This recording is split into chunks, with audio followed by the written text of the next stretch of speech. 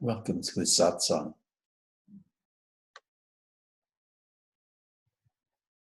You are all my beloved. I wait each week to meet you, my spiritual family. I love you all. Today, I wanted to talk about one of the most difficult topics in all of spirituality. It's key to both Advaita and the energy awakenings. And that is to realize you're not the body. You're spirit. Your consciousness. And how hard this is.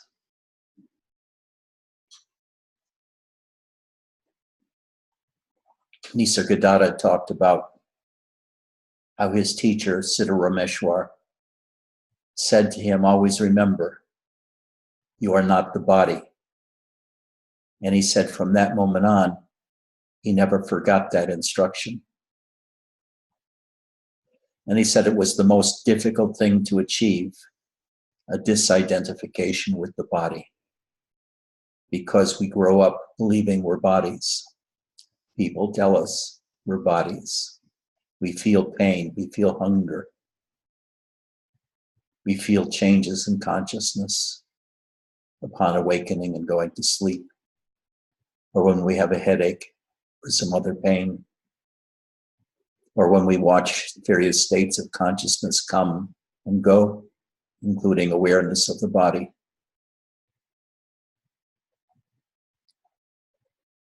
Almost every satsang Robert began, he'd say, you do not exist. You're not alive. The world is an illusion. It's like an optical illusion. You're not your body. You're not your mind. And every time he said something like this, there'd be giggling throughout the whole Sangha, as people thought this was such an outrageous concept, that you're not the body. Then he'd go on, though, and screw up and say, your consciousness, or your para-atman, or your infinite, which are just ideas. The fundamental idea is to disidentify with the body. Now, Romano's death experience was exactly this. He felt very frightened that he was dying. So he laid on the floor of his father's house or his uncle's house, I forget which.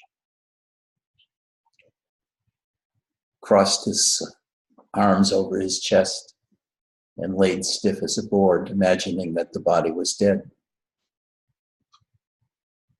But he recognized then that although the body was not moving and can be imagined to be dead, he was still aware of the full force of his personality and his sense of presence and the ringing in his ears, the tinnitus, the voice of consciousness. And he said, the body may die, but I am separate from the body. I am not touched by fire. I am not touched by a sword or a knife or the body. Therefore, I'm immortal.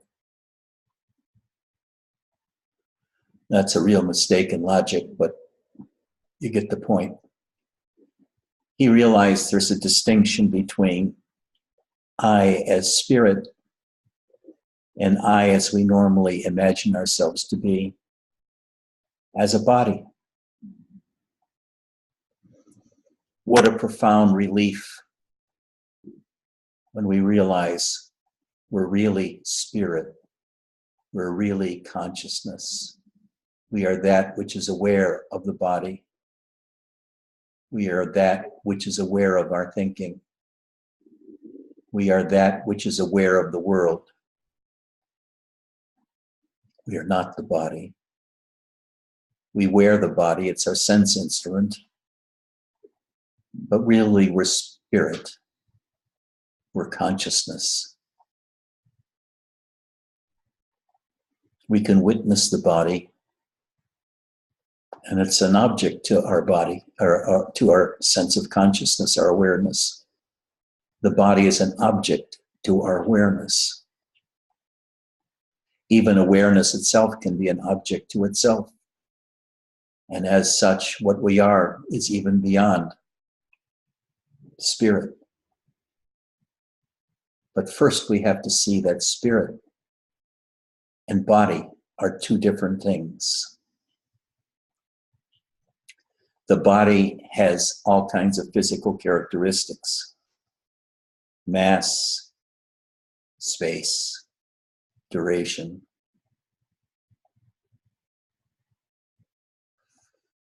It's white or brown on the outside. It has blood. It's got nerve cells. It's got hair. But when we're aware of ourselves inside the body, we're hardly aware of the body itself. We're aware of the entire universe around us. We also might be aware of emptiness pervading everything, or beingness pervading everything. But body is merely an object that we see and feel. Those swords can cut the body. They don't touch consciousness. Consciousness has no nerves of its own. If the body is cut, the spirit feels the cut. But the spirit itself cannot be cut or feel the cut. It can only feel the body's cut.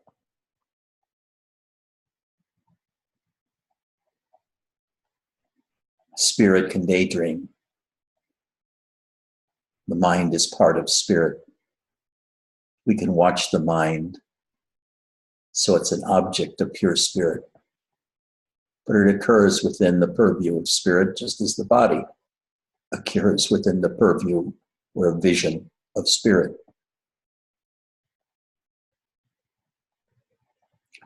But how do we realize that we are not the body, that we are spirit, when we spend our whole life identifying with the body and the pains of the body and feeding the body and the pleasure of the body, taking care of the body? Only by being aware of ourselves as spirit.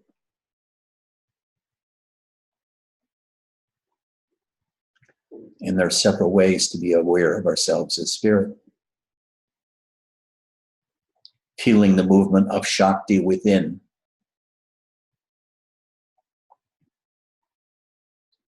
Brings us much closer to feeling ourselves as that which perceives everything, including Shakti and the body and the thoughts. Shakti is much deeper than the body, more subtle than the body.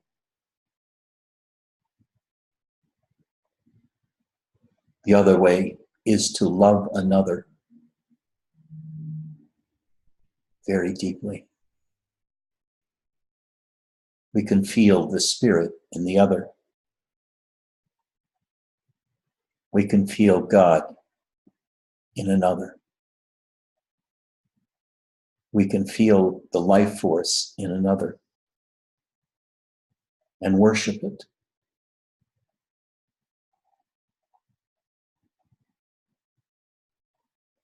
And when we sense the life force in the other,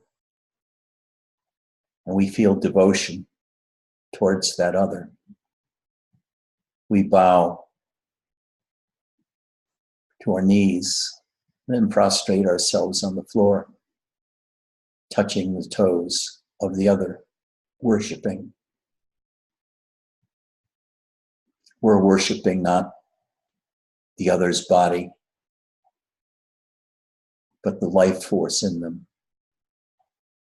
The life force that gives them life, that gives them movement, that gives them will and a mind, and activities and actions that can feel Shakti, and whose Shakti becomes lighted when we devote ourselves to him or her. When I bow to her feet, I feel immense power entering me as the Shakti in her runs down from the top of my head, through my body, into my legs and feet and outside. I feel stunned by the power. There's nothing about the body here. It's all subjective phenomena, the experience of rapturous power, bliss, surrender to my beloved, kissing her feet, worshiping her, feeling her life force, feeling her spirit, loving her spirit, and in that loving, feeling my own spirit, loving her, a mutual companion on the journey of life. Not only that, our spirits can dance together.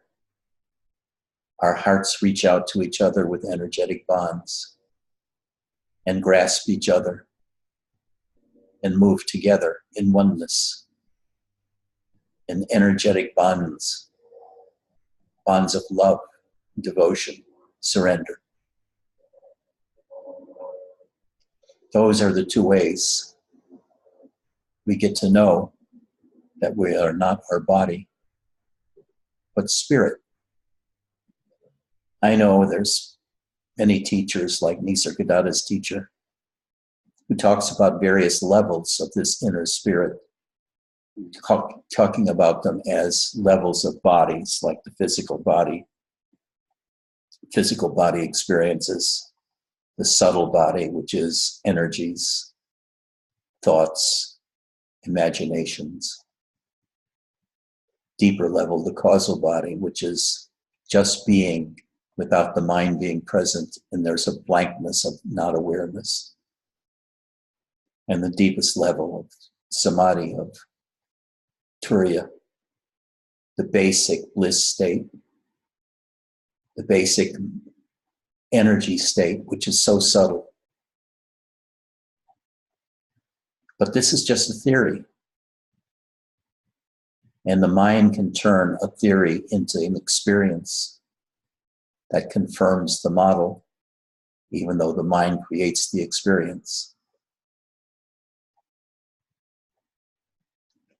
So don't be too certain about any experience you have and what it means, because soon you'll have a different experience that completely contradicts your previous experience according to that previous model.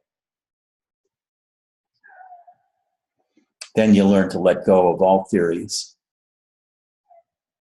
all understandings, and just go with the flow of Shakti and your own spiritual essential nature.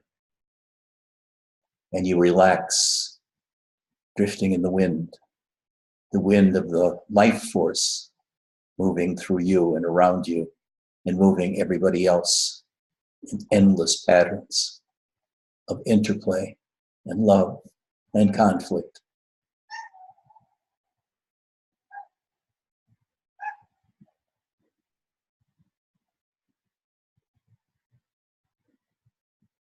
That's my Kali on Michael's lap now. If anyone deserves to be worshipped, it's Kali. I worship her.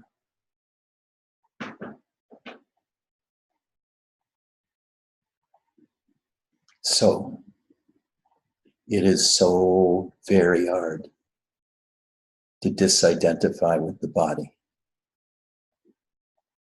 You can hear the truth over and over again that you're not the body. You can read Nisargadatta over and over again for 15 years, hearing that you're not the body, but it's very hard to break the identity with the body. But when you do, know that you've attained something very, very special. It's very advanced. There are more stages after that, but once you've attained the disidentification with your body, that your spirit, and it's the spirit that loves others, that is devoted to others, that bows to others and surrenders to others, and lives gently, like a gentle wind, blowing here and blowing there, without a thought in the world. And this is the one that understands when Robert says, you don't exist. I want you to look inside right now. Close your eyes. Feel inside of you. Look inside of you. Find your sense of presence. That sense that you're alive. That you're an energetic being. That you exist. And see it has no form. And with your eyes closed, your body has no form. You can give different imaginations to your head being a certain place, and your arms being a certain place, and your legs being a certain place, but the actual feeling of the legs, the arms, and your head is totally disjointed. The only way you can get them together is to create a visual image of the wholeness of your body, and then hold on to that belief. But actually, the spirit is one. It has nothing to do with the body. The body may give it a vehicle in which to manifest itself. It may provide the chemistry in the nervous system that allows spirit to be operational. But the body and spirit are two different things. The body can be cut and touched. Spirit cannot be. It's in a different dimension. It has a different kind of existence. It's non-physical. It's spiritual. We give it a lot of different names: consciousness, awareness. Each has a specific meaning. But all we know for sure is we have nothing to do with the body.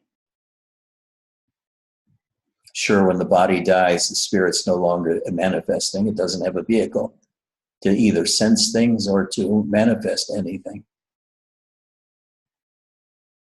And the spirit returns to whence it came, which is nothingness.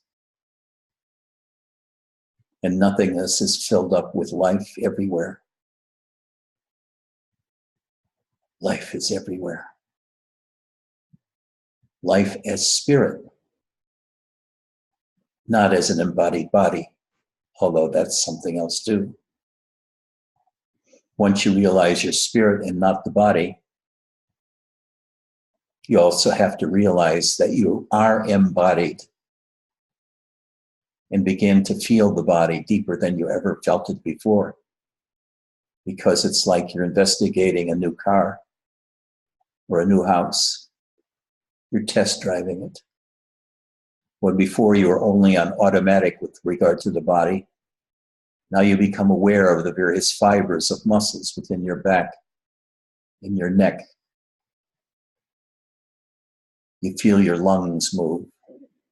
You feel the muscles in your chest move. You feel your diaphragm move. You feel your stomach move with the breath. You can feel the breath. You can imaginatively see the breath coming in and out and perform pranayama on it. And doing this pranayama generates kundalini energy, and you can see that kundalini energy and move it around. And you've entered the astral realm. But first you have to realize, you, Stevie,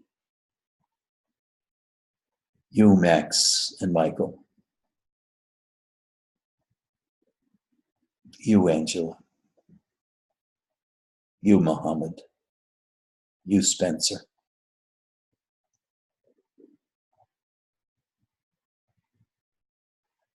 You're not the body. You never were the body. You're that executive force within the body, the life force that's aware of the body.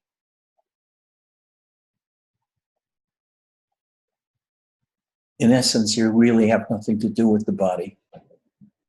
It has a different kind of existence than you as spirit.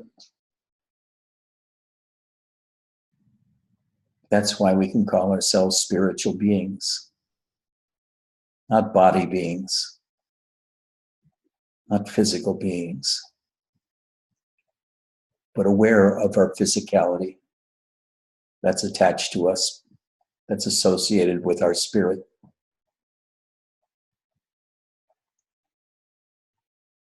So, close your eyes and go inside and feel the darkness or light, the emptiness is within. Feel the movement of energies within. And notice that those energies have nothing to do with the body. They have to do with your energy body.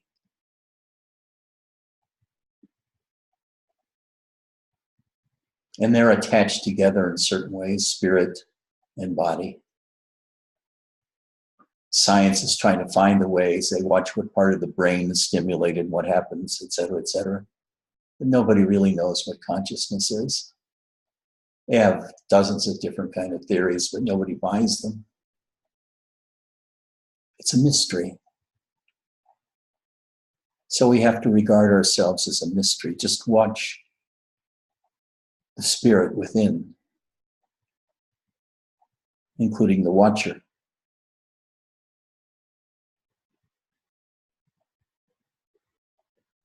Feel your emptiness. Look within and see your light. See your connection with your lungs. See your connection with love. See your connection with your back muscles and your head. Any pain you might feel. Just relax. Just relax. Let your attention spread out throughout your entire relaxed body. Realize you are not the body. You're watching the body. You're feeling the body. When the body dies, you disappear. But the life force is everywhere. In trillions of bodies throughout the universe, quadrillions, quintillions. The life force is universal. It's almost everywhere. And you participate in it.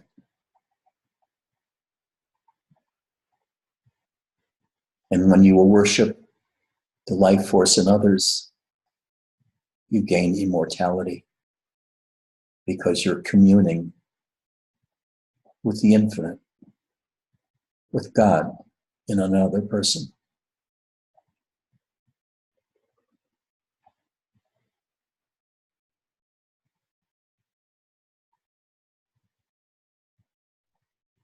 Are there any questions?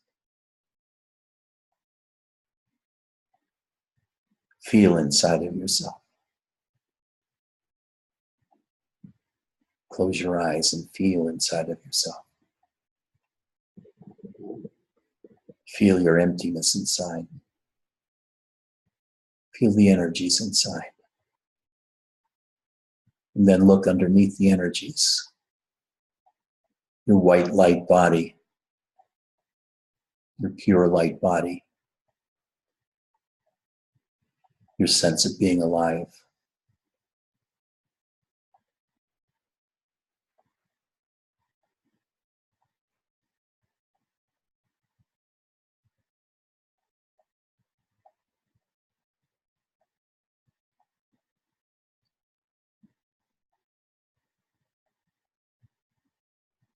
Any questions? Any statements?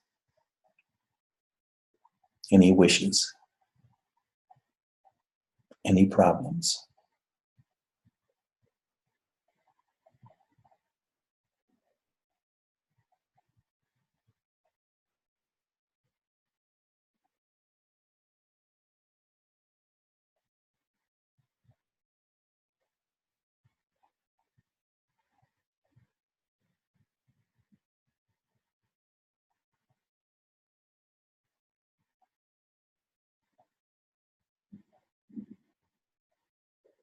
Go ahead.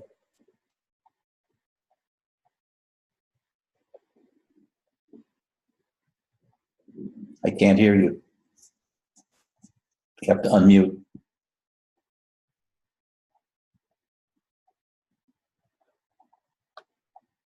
Okay. Hi, Ed. Can you hear me? Yep. Okay. Well, I been listening to your satsangs, old ones, over and must have listened to about 50 of them. And when you first started to say, I love you all, I just thought of it like, have a nice day. But today, when you said it, like it really hit me, like that you really mean it. So I wanted to say thanks. Let's see, what was my question? Well, first, while I'm asking, you said, was there any requests or do you need anything? I'm just, I just asked that you send love or enlightenment energy or whatever it is, Shakti. But so here's my question, Ed.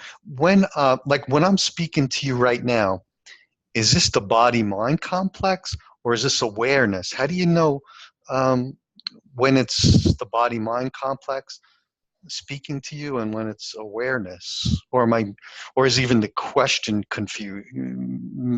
Not even the question might, I just don't understand, so I'll let you take it. One way of putting it probably is it's spirit speaking to spirit and saying, you're not your body, you're spirit.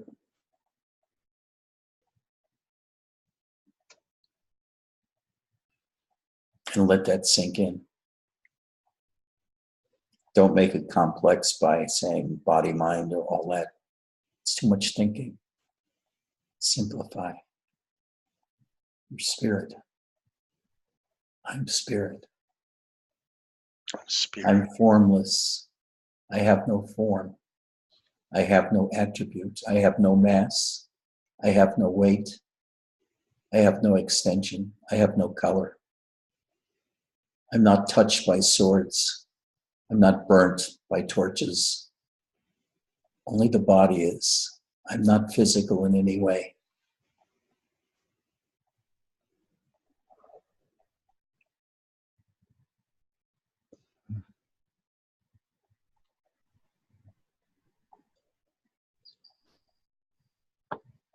I had another question, but it just kind of went away. It doesn't seem to matter when you're in this.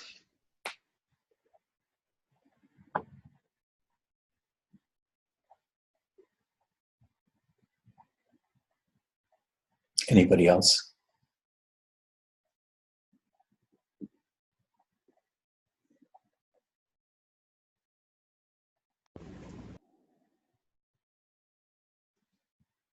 Anybody wants something?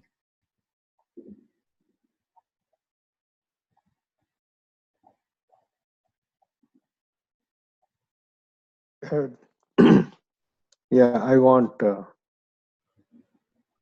love and energy.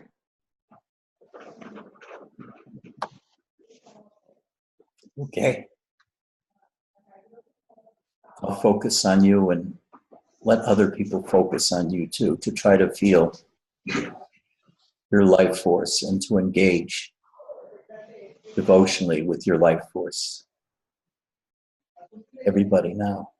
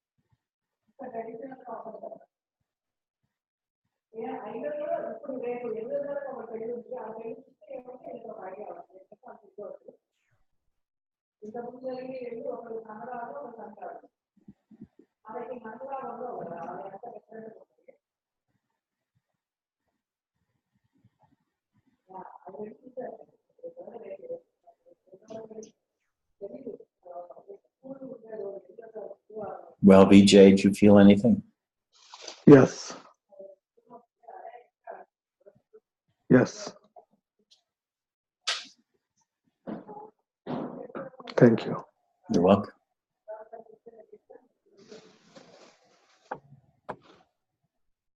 Anybody else? Hello, Ed. Yes, Mark? I just want to add that although we're not the body and all that, the state of the body can have tremendous impact on our practice. So, yeah, for example, if I'm tired or hungry or distressed in any way, it can radically reduce the immersion in Shakti.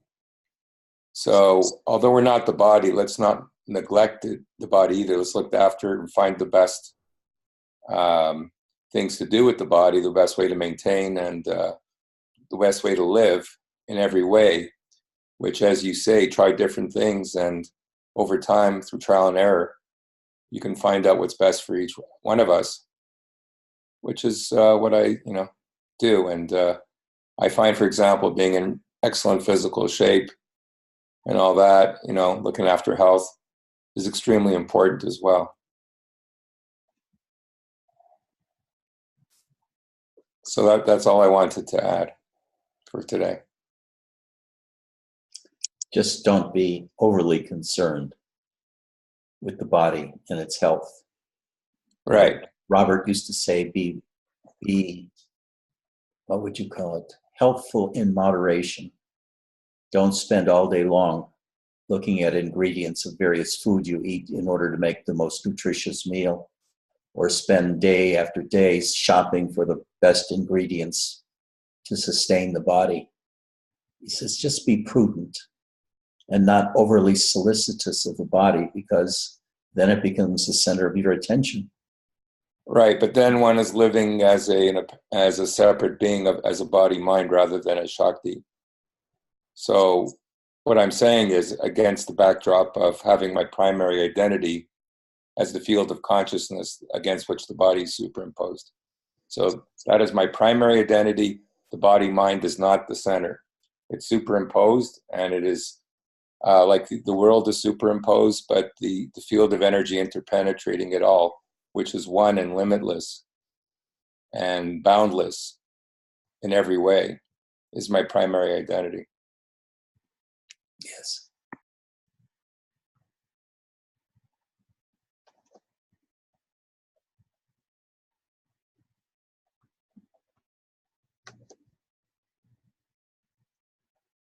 Anybody else?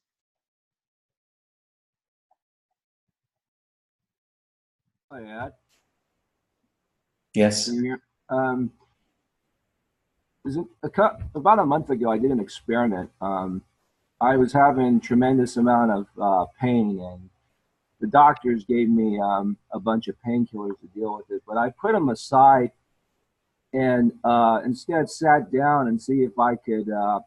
I wouldn't recommend everybody to do it, but to see if I can feel something outside, not going through the pain, but feeling outside of that pain. And after a while, I wasn't like fighting the pain, but I felt like a field of emptiness or consciousness outside of that area, and I was able to merge with it. And eventually I got exhausted after about an hour of sitting, but I kind of touched base with the something that was always there outside of my body. It wasn't blissful per se, but it was ever constant.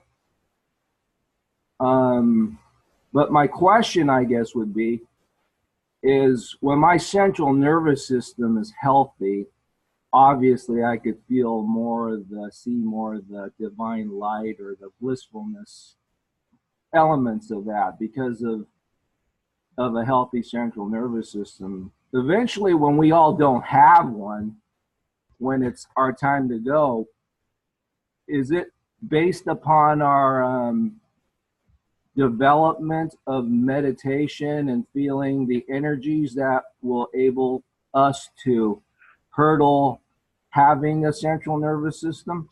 In other words, after we die, we won't have one anymore. Right. So what's the question? So the question is, what would be the vehicle of bliss, our consciousness itself, if we're successful and after we pass?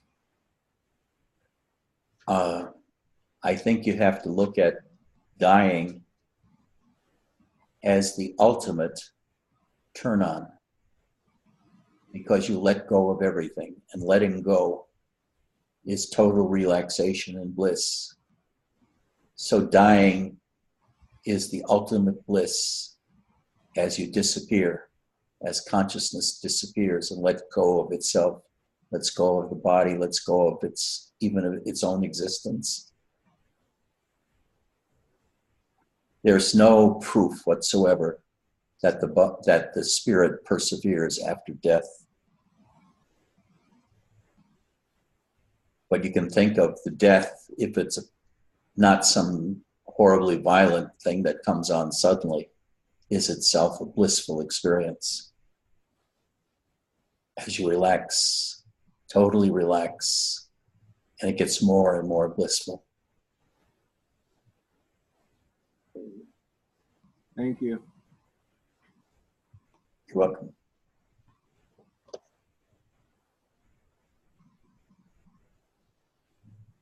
Anybody else?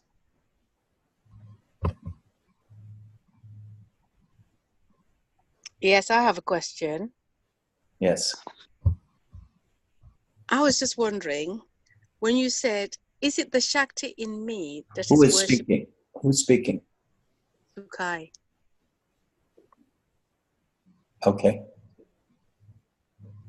Is it the Shakti in me that is recognizing the Shakti in the other person? Yes. Well, it's not Shakti. Shakti is like the gateway to the So self. is the Shakti and the energy, is energy and Shakti the same thing or not? Yes, Shakti and energy are the same thing, but they're not exactly the self. They're not spirit. There's something that spirit encounters just before it realizes it's spirit. So what is Shakti then? Energy. If it's not, it's just energy. Okay. But you know, when you meditate a lot, over time you develop this calmness. Well, I do anyway. I develop this very strong calmness and energy. So what is that energy? What is that? Is that energy? It's just calmness? Because when I sit down, as soon as I sit to meditate, and it just comes up on me, I sense it.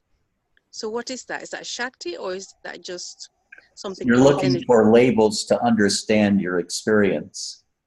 And any label just sort of adds bullshit onto it, because the only truth is that there is no truth. Now, there is in Japanese what they call joriki. which is the power of sitting meditation. That over a period of time, your body develops a rootedness and a power that comes from sitting in meditation. Now, the Japanese don't recognize Shakti. They don't recognize the flowing of energies throughout the whole body. Joriki is like willpower.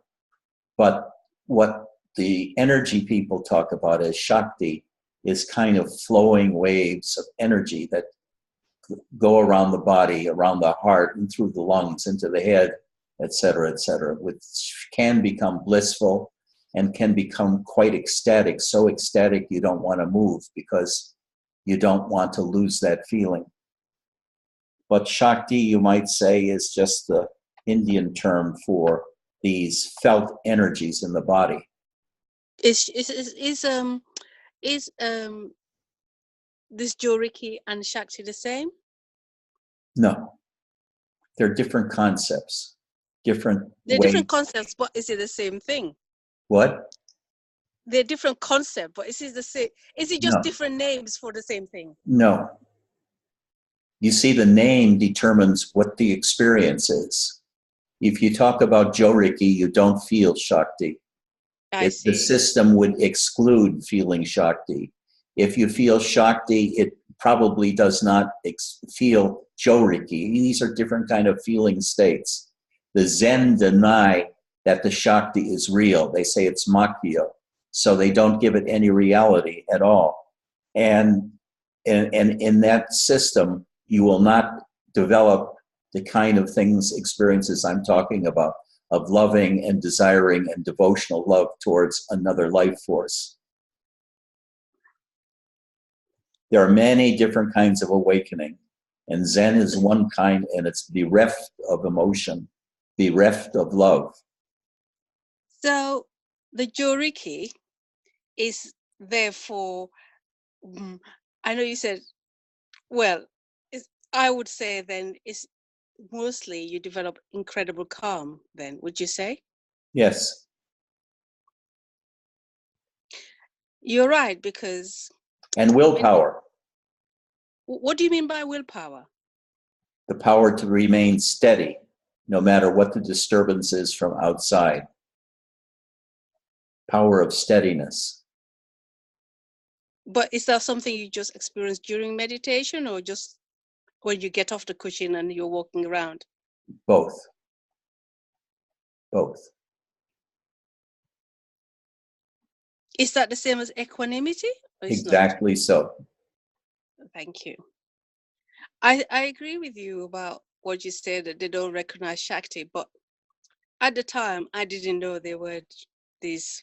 Now you've clarified the issue for me anyway. Okay, good. But I was in a Zen group for many years, and after 2 years or so of meditation, I went to the teacher. I woke up one morning, and all I could feel was this energy swirling all over me, and like waves and waves and lapping over me, like I'm the sea, or the sea was happening in me. It was such a positive experience, and I couldn't find ways of expressing this because I've never read about it.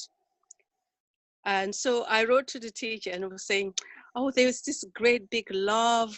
I feel all this love. And he just ignored me and told me to get off. Exactly so. It's a different path. It's a different path. So what and happened I find the Zen path extremely boring. So anyway, it just died and went away. Yep. He took it away from you. It just died and went away. Right. Anyway. So anyway, you clarified that. I wanted to know. Thank you. You're welcome.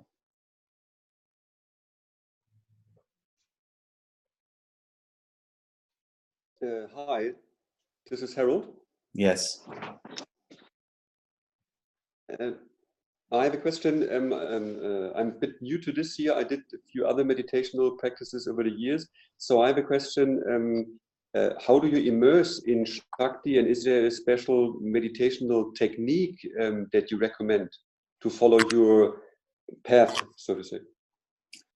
Listen to sacred chanting as often as possible. You can find a lot of it at my one of my sites, Satsang with Edgi, EDGI.weebly.com. There's dozens and dozens of chanting songs you can listen to, or listen to Krishna Das or Muktananda. Sit and listen to the music and let the music go through you. Feel it inside of your chest. Feel it inside of your gut. The other thing is to feel inside for your sense of self, of being alive. Feel your basic state, so to speak. Feel around inside of you for your basic state and watch whatever comes up, whether it's emotions or whatever. And the easiest way is to be in love. If you have an opportunity to fall in love consciously. Feel everything when you're talking with the person you love. Be devotional, surrender to that person. And that will automatically affect all of the ends that you need and want in spirituality. It'll awaken the kundalini, it'll awaken the chi, it'll awaken all the energies in your body and in your psyche. But no formal meditation practices like sitting and watching your breath or anything like that. Those are without emotion, and you want kinds of the experiences with emotion, to use emotion as part of your meditation. Okay, thank you. I will try. Thanks. You're welcome.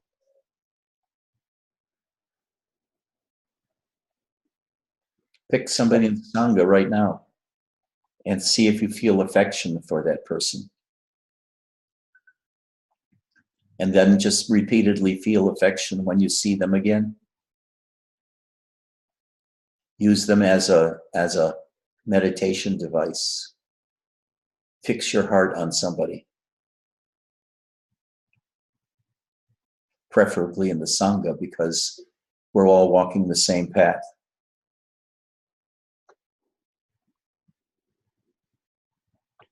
Anybody else? Just one more thing, Ed. Do you feel it's true that as one walks the path of Shakti and openness, that it is like innumerable knots untying to reveal the energy that is the backdrop of it all? The knots are of conditioning and of suffering and of experience, of body-mind experience. I wouldn't put it that way. Okay. I really couldn't give an overview like that, one way or the other. Well, what I think I mean is that the experience of awakening is highly individual. Yeah, that's true. Yeah, that's really what I meant. That's true.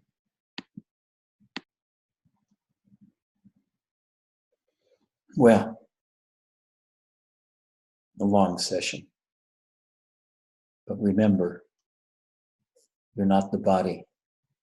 You're not your body. Just hang on to that. Believe that. Hold on to that. Be aware of feeling the body from inside. Be aware of watching the mind. Be aware of being aware. Be aware of awareness. Be aware of the emptiness inside your body. Feel the breathing going on. Try to grasp yourself as a whole. The spiritual aspect of you, not the body aspect of you. And just keep believing you're not the body. It will help things a lot. When you realize you're not the body, it's a whole different spirituality for you. It's a whole different life. When you first realize you're not the body, you're free, so to speak. Ted, one question. do we need kind of technique to practice to stay our progress in the spiritual path, or realize or going towards it instead of falling apart? Listening to chanting. Listening Okay. to chanting. Feeling your body. Do body scans a lot, starting at the bottoms of your feet, through your ankles, so forth, through your whole body, at least 2 or 3 times a day, 1 or 2 times each time. Become aware of your body, ever more aware of your body. You want to go into deeper body awareness to find out what's underneath, the spirit underneath the awareness of the body. Okay. Thank you. And listen to chanting. Chanting opens your heart. Ed, it's James. Yeah, Is Gregorian chant okay? sure. Okay. Ed, I was listening to some old songs, and you were talking about Thursday nights and retreats. If you have the inclination and the time, if you want to add a Thursday night or do a retreat, I would be totally into coming and participating. Oh, we will do a retreat. Right now, we're in the middle of moving. This is the 2nd day of moving to a new house. Oh, And it's been utter chaos for the last 3 months. And now it's chaos piled onto chaos, piled onto chaos. And in another week or so, things will be slowing down. And we'll just get into regular chaos rather than utter, incalculable chaos. Then we can consider it in the future. great.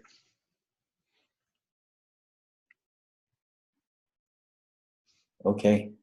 I love you all. Practice knowing yourself. Practice knowing that you're not the body. Your spirit, your love, your awareness, your consciousness. The body is just an object to you, something you see and feel. As is consciousness itself, it's something you experience. And that thing that experiences it isn't a thing. It is not material. It has no measure. It has no mass. It has no weight. It has no extension. It has no time. It's beyond matter altogether. It's mysterious. It's mysterious. I love you all. See you next week. Bye-bye.